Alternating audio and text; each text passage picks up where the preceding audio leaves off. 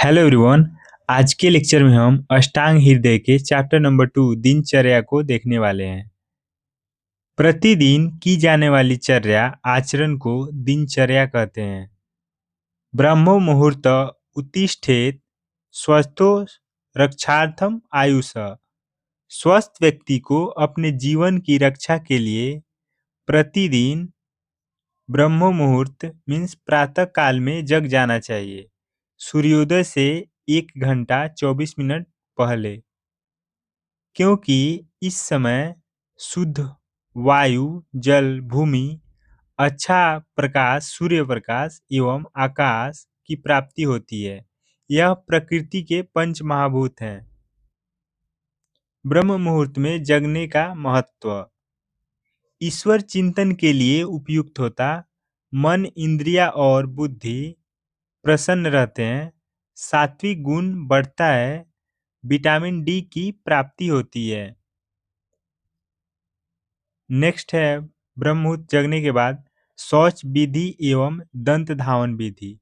जग जाने के बाद जीर्ण अजीर्ण का विचार करके, मीन्स भोजन पचा है कि नहीं, अगर भोजन पच गया हो तो उसके बाद मल मूत्र का त्याग करना चाहिए। शुद्ध होने के बाद वृक्ष है 5: अर्क, बरगद, खैर या बबूल, करंज और अर्जुन के पतले शाखा से दातुन करना चाहिए। दातुन करने वाले वृक्ष के रस कटु, तिक्त और कसाय रस से युक्त होने चाहिए। दातुन करने के काल प्रातः एवं शाम, भोजन करने के बाद। दातुन जो है जैसे सुबह जो है जगने के बाद और शाम में रात के भोजन करने के बाद करना चाहिए। प्रमाण जो है कनिष्ठा, सबसे छोटी उंगली लिटिल फिंगर के मोटाई के अनुसार और लंबाई 12 अंगुल। दंत धावन का निषेध। अजीर्ण होने पर छर्दी रोग में, श्वास रोग में, काश में, ज्वर में, अर्दित, मुख का लकवा में, तृष्णा, थ्रस्ट में, मुखपाक, हृदय रोग में, नेत्र रोग में, सिर रोग में तथा कर्ण रोग में दंत धावन का निषेध बताया गया है। हमें इन सारे रोगों में दंत धावन नहीं करना चाहिए। नेक्स्ट है दंत धावन के बाद अंजन प्रयोग। अंजन के 2 प्रकार बताए गए हैं, सौरवीर अंजन और रसांजन। सौरवीर अंजन नेत्र के लिए हितकारी है, जिसका प्रयोग प्रतिदिन करना चाहिए। रसांजन है, इसका प्रयोग सप्ताह में 1 बार करना चाहिए। इसके प्रयोग से आंखों में संचित कफ निकल जाते हैं। नेक्स्ट है नस्य आदि सेवन विधि। नस्य आदि मीन्स नस्य और बाकी के कर्म। फर्स्ट है नस्य कर्म। नासा मार्ग से औषधि प्रवेश कराना नस्य कहलाता है। उदाहरण के लिए अनु तेल का प्रयोग हम नासा मार्ग से करते हैं। इसका महत्व है, नासा को सिर का द्वार कहा गया है। इसके बारे में आप रचना शरीर में पढ़ेंगे।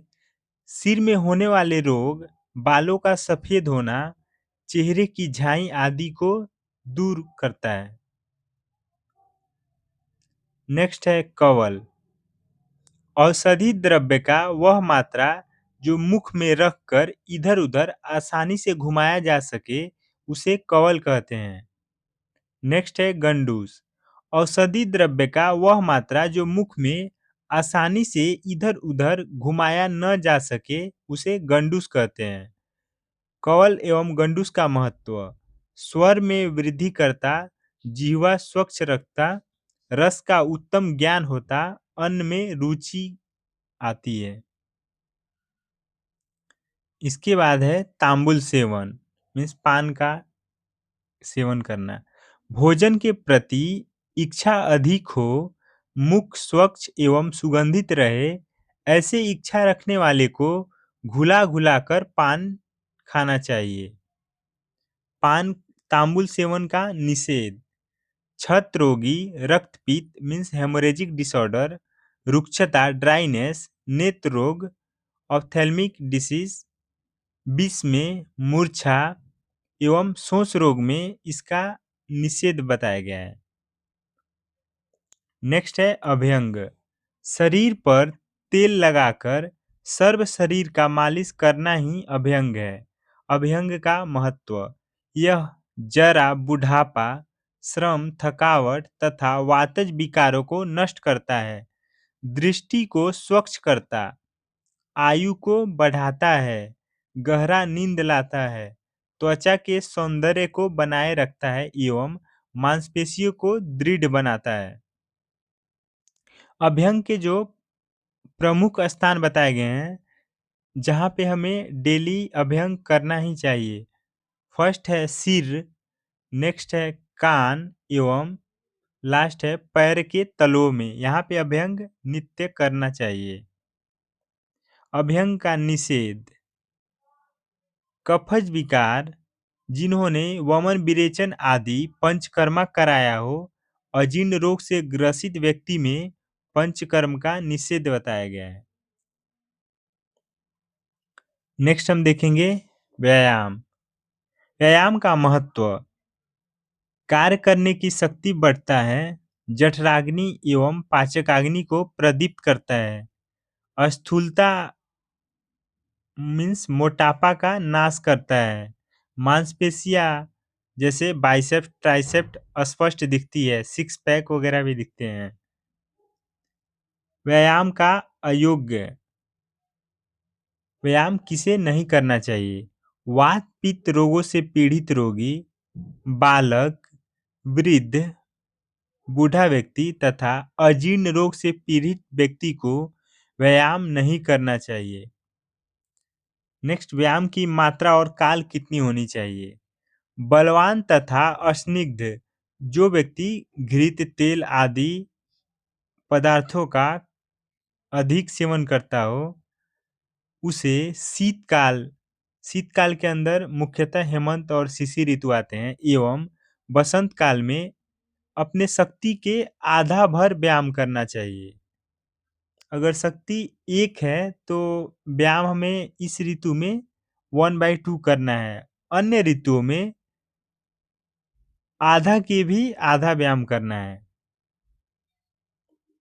मीन्स बाकी ऋतु में इन तीनों के अलावा 3 जो ऋतु हैं इसके बारे में हम ऋतुचर्या में देखेंगे, उसमें हमें 1/4 ही व्यायाम करने हैं। नेक्स्ट है व्यायाम के पश्चात कर्म। व्यायाम के बाद क्या क्या करना चाहिए? व्यायाम के बाद शरीर के सभी अंगों का मर्दन करना चाहिए और मर्दन इस प्रकार करना चाहिए कि शरीर को कोई हानि न पहुंचे। अति व्यायाम से कौन कौन से दोष होते हैं उसके बारे में देखेंगे। पहला है तृष्णा, थर्स्ट, प्यास लगती है ज़्यादा, क्षय रोग, इमेसिएशन, श्वास, अस्थमा, रक्तपित्त, हेमोरेजिक डिसऑर्डर, थकावट, श्रम, क्लम, मानसिक दुर्बलता, कांस, कफ, ज्वर, फीवर, छर्दी, वमन या वोमिटिंग आदि रोग हो जाते हैं। नेक्स्ट है व्यायाम आदि के अति योग से क्या क्या हानि होती है। अधिक व्यायाम करने से जो व्यक्ति होता वह रात को ज़्यादा देर तक जगता है, रात्रि जागरण, मार्ग गमन, अधिक चलते रहता, मैथुन करने की ज़्यादा इच्छा, अधिक हंसते रहता, जोर जोर से बोलते रहता। ऐसे व्यक्ति का मनुष्य की उसी प्रकार विनाश हो जाती है जैसे सिंह के द्वारा मारे हुए हाथी को खींच कर ले जाने से, दुस्साहस करने से सिंह जो है शेर स्वयं मर जाता है। तो हमें व्यायाम का सम प्रमाण में ही उपयोग करना चाहिए। नेक्स्ट लेक्चर में हम उद्वर्तन स्नान के गुण और 10विध पाप कर्म एवं सद्वृत्त का पालन कैसे करते हैं उसके बारे में देखेंगे। Thank you.